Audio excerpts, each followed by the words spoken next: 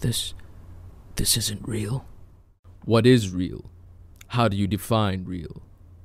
If you're talking about what you can feel, what you can smell, what you can taste and see, then real is simply electrical signals interpreted by your brain. The one universal mind, reality, and purpose. The universal mind always tries to teach its entities of thought, mankind, about its reality and their purpose, through the medium of creative inspiration. However, because of the resistance and creative misconceptions that mankind introduces, the perception is that this cannot be achieved within illusionary frameworks of time and space, which defines periods within creations. These particular creations just disappear and are devibrated in the swirling of the real black hole of the mind. Most human entities spend their waking lives hypnotized by their sensory world, which gives them the illusion of the material reality they live in. In reality, space and time are really non-existent, both at the level of pure aware consciousness and also at the level of the unaware blind parts that they experience, because it is the illusion of creative thought within an illusory space-time construct called creation. Mankind rarely realizes that life is but a sensory illusion that gives experience and learning to thought, and that the only reality is thought itself, which is forever evolving. Consciousness can be defined as awareness projected into a vibratory dream. Space-time creation is but pure lesser vibratory, conscious and subconscious, thought, interacting more or less intensely with the inner holographic light thought reality originating through the facets of the matrix. Being means be in God. The reverse is impossible.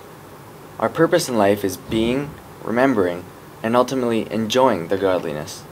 To be happy and smile at our inner higher self. The only real space there is the mental space within the dream space, imagination, of the mind of God. The only real time there is the pace of evolvement of God's awareness within its dream through the media of vibratory light, as God projects His consciousness onto its own vibratory dream, the matrix. The matrix of life is projected and connected to each perceptual individual consciousness through a thought supercomputer, the matrix, that interacts with its sensory input-output individual computer, the brain. The matrix is really a field of pure information, not energy. It underlies and structures all energetic processes. As such, it cannot be detected by our instruments. It is really the realm of the mythic ether, implicate realm, that physicists know should exist but has not yet been experimentally detected. Consciousness provides the energy of life.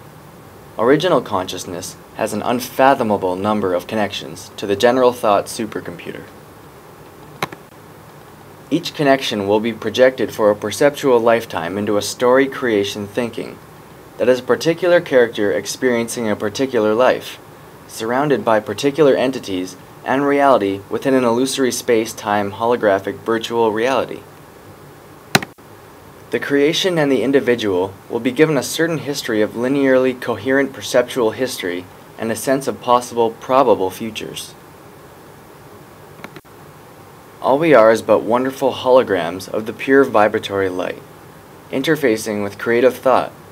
We believe in a material reality because our senses fool us by the rules of the matrix into perceiving that a solid world exists out there. Light is but hollow. All is holographic. All is holy. This is all it can be. All the rest is a grand illusion created by the original mind. The construct to the matrix of life is pure light, and the modulating factor is information thought. As a matter of fact, all light is vibratory thought, like what we create when we dream. Vibratory light is light vibrated by sound, manifesting as the material biological world as it is decoded by our brains.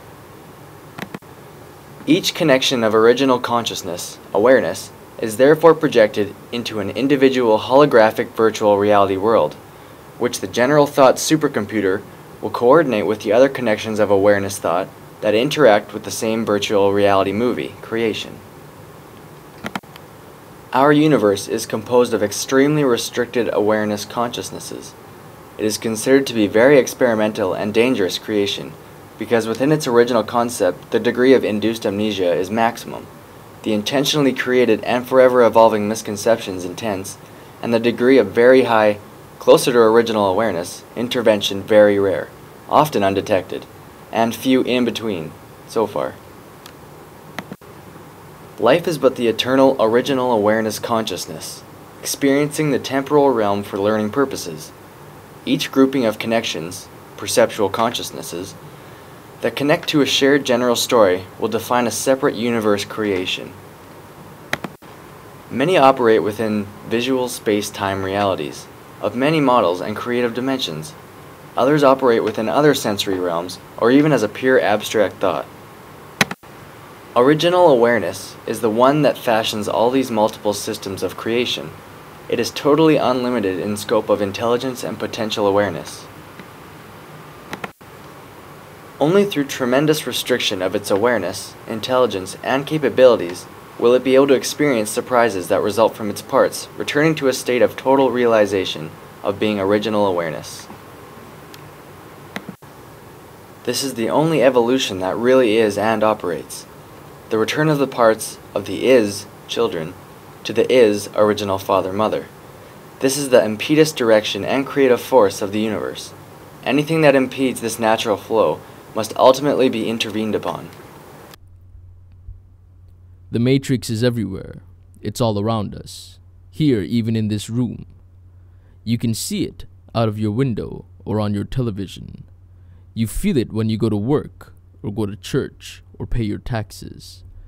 It is the world that has been pulled over your eyes to blind you from the truth. What truth? That you are a slave, Neo. That you, like everyone else, was born into bondage. Kept inside a prison that you cannot smell or touch. A prison for your mind. Unfortunately, no one can be told what the Matrix is. You have to see it for yourself. In this universe, the creative challenge to evolve is very high and difficult. It is therefore considered to be a very high school of learning for the mind in its desire to ever evolve itself into higher expressions of itself. Original awareness is always aware of all of its parts that are plugged into the virtual reality game of life called creation. No matter how perceptually restricted they are, it knows that they are but itself, all of them, without any exception. Certain parts of original awareness plug into the awareness of a whole creation and its subparts at once.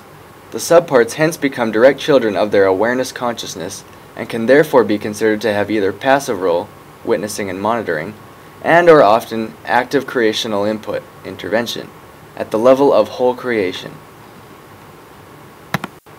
They can be called the creators of a particular universe, the matrix operators, or the overseers, depending on how active their role is.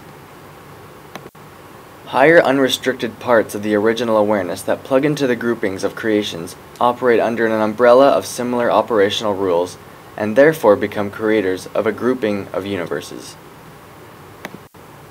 Within a grouping of universes, certain universes may, if they are ready and allowed to, interface more or less covertly with other universes in order to learn from them and probe if they can exploit their creative knowledge or resources to further their evolution. This can only be done with the knowledge of the overseers, of the grouping of universes they belong to, and obviously of the original mind, awareness. Sometimes, as in all endeavors, original awareness allows for the unfolding of the intermixing of these different parts of its mind to study the outcome. Sometimes, if the intent is negative against real creative evolution, it might interfere with it.